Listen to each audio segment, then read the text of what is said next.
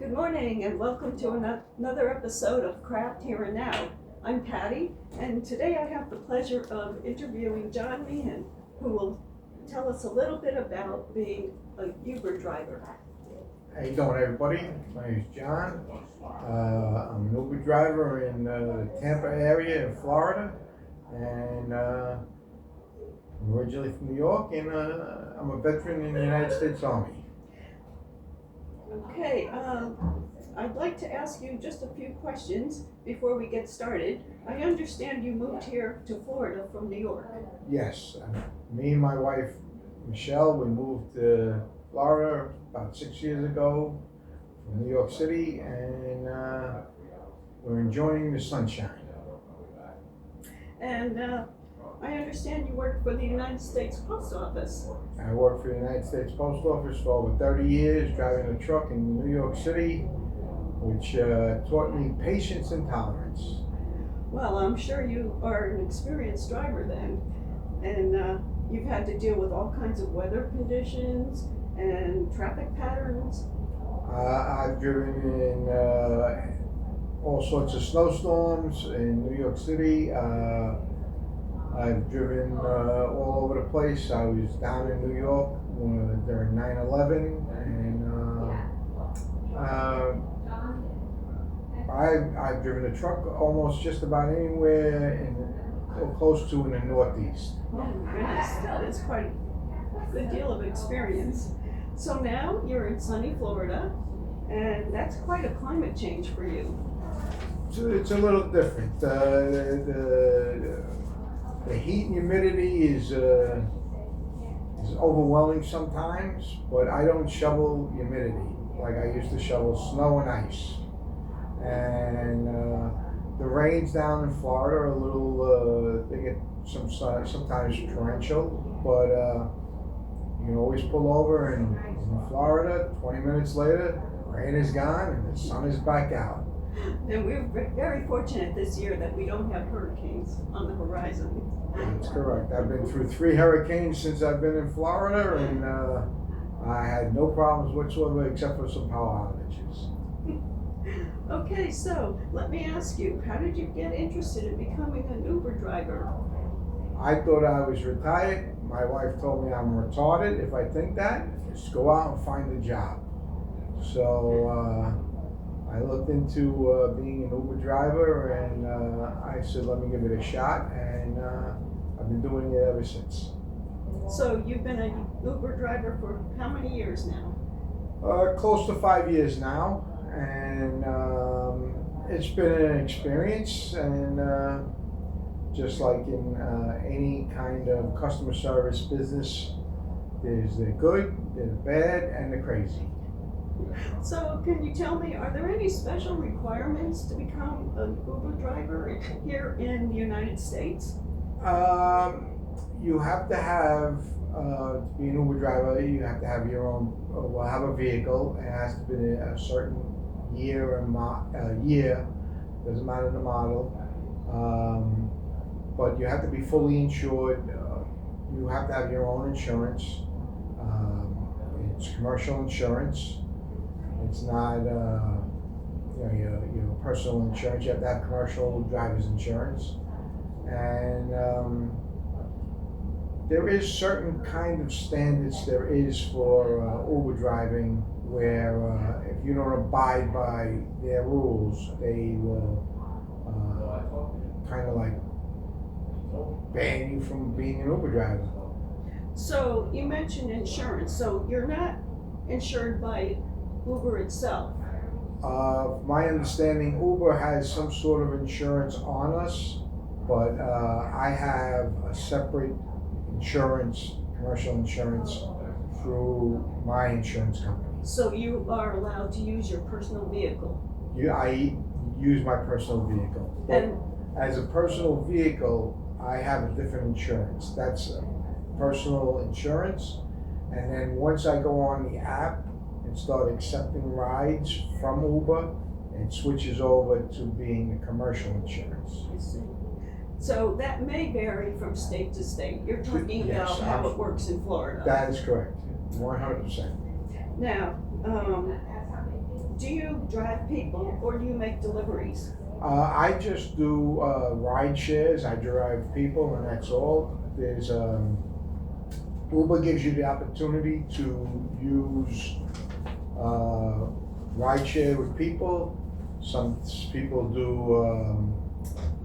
Uber Eats, picking up food and delivering it from restaurants to people's houses. I have that opportunity. I choose not to.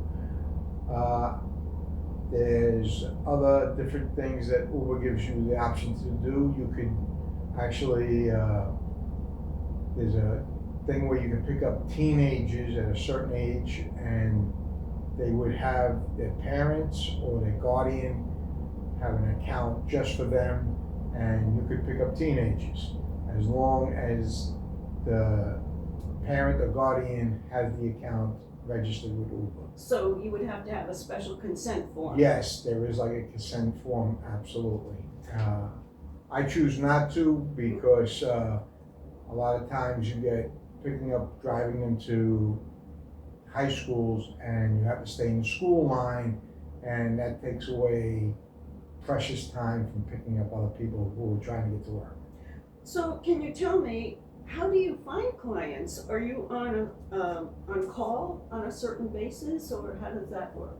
Well, Uber has an app for the drivers. We hit on, and usually, maybe not every day, but at least once a week, they take a picture of you. It's recommended that they take a picture of you to establish that you're the person driving the vehicle who's supposed to be driving. And then after that, you're on the app, it starts sending you rides.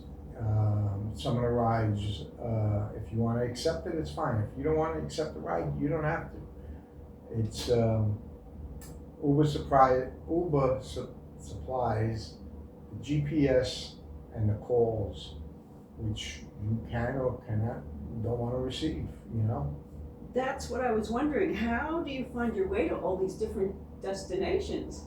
Well, Uber has a GPS system, and